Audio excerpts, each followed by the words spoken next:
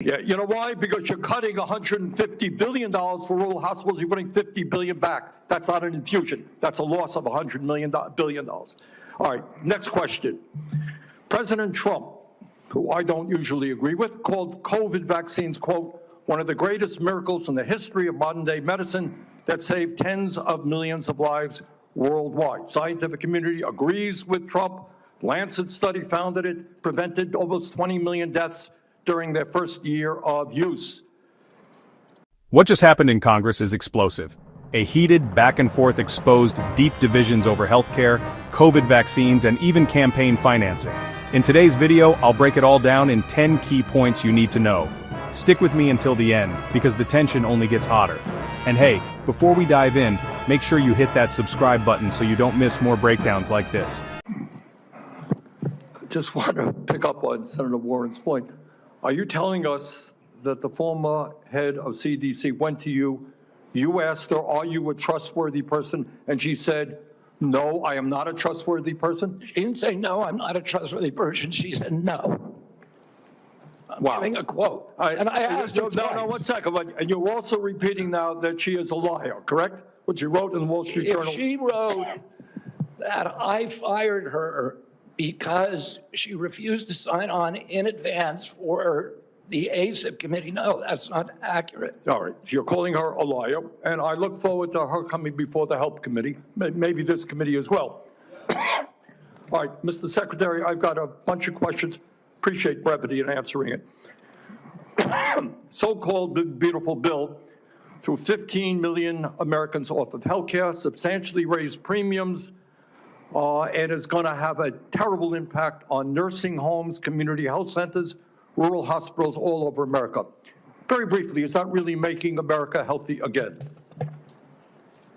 It's going to have it's going to be the biggest infusion of federal dollars into rural health care in American history. Yeah, you know why? Because you're cutting $150 billion for rural hospitals. You're putting $50 billion back. That's not an infusion. That's a loss of $100 billion. All right, next question. President Trump, who I don't usually agree with, called COVID vaccines, quote, one of the greatest miracles in the history of modern-day medicine that saved tens of millions of lives worldwide. Scientific community agrees with Trump.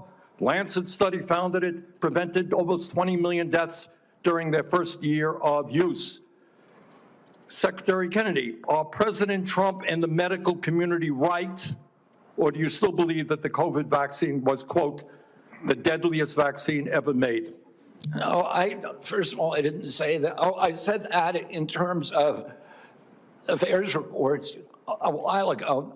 I've said today, I think that President Trump should get the Nobel Prize. So who's right? Is Trump in the medical community right, or are you right? President Trump did an extraordinary piece of leadership. Is he right or wrong? Did COVID save millions of lives? As I said, he got Americans back to work. At that time, that particular vaccine, which perfectly matched the virus that was circulating then, and I have no idea how many lives it saved, but it saved quite a few. You know, what I find a little bit weird in this discussion, I'm hearing it over and over again this morning, Mr. Chairman, is we've got the entire medical community on one side. You got the AMA representing hundreds of thousands of doctors, the American Academy of Pediatrics, the American Public Health Association. All of these organizations are telling us that COVID vaccine and vaccines in general are safe and effective. You are casting doubt on that. Who are your who are the organizations that are agreeing with you and casting aspersions on vaccines? The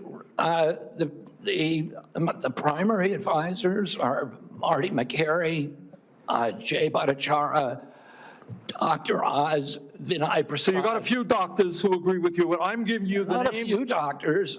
What you're talking about is there's a big difference, Senator, between established science and the scientific establishment, which has been co-opted by the pharmaceutical industry. So you're telling the American people that the American Medical Association, representing hundreds of thousands of people, have been co-opted and that they should not trust their doctors. And the American Academy of Pediatrics, and by the way, just for the record, Every single Republican, I don't mean to be political here, Mr. Chairman, has received PAC money from the pharmaceutical industry. Are they all corrupt as well? And I'm telling you, the American Heart Association has been co-opted by the food industry. Everybody but you, Senator. But you know what? When you ran for president, we have a corrupt campaign finance system. Maybe you will agree with me on that.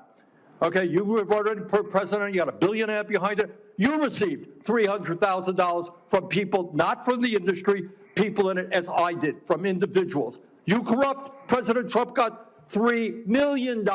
Every Republican got corporate PAC money for the pharmaceutical industry. Democrats as well. Everybody is corrupt, but you?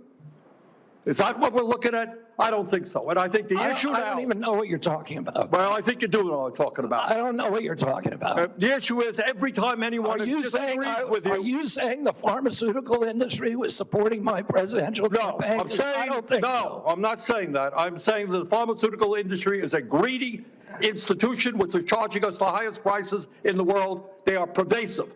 But to suggest that every institution, the AMA, the pediatrics people, is corrupt because they disagree with you is an insult to the American people. Listen, people disagree with me all the time. I have arguments in my agency, heated arguments every day with Jay Bhattacharya, with Marty McCary, with Dr. Oz. You have given the names of a few people. I have given you the names of organizations representing hundreds of thousands of doctors and scientists. I yield, Mr. President.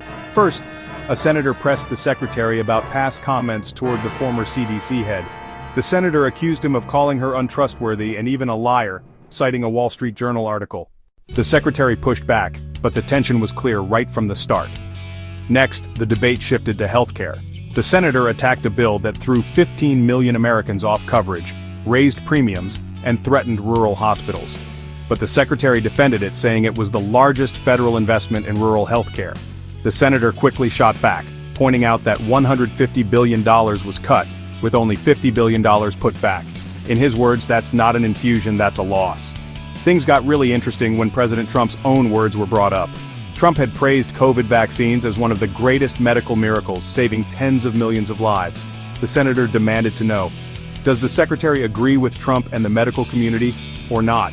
The secretary denied calling the vaccines the deadliest ever, credited Trump's leadership, and admitted they saved quite a few lives. But he dodged the broader claim that they saved millions. Then came a sharp contrast.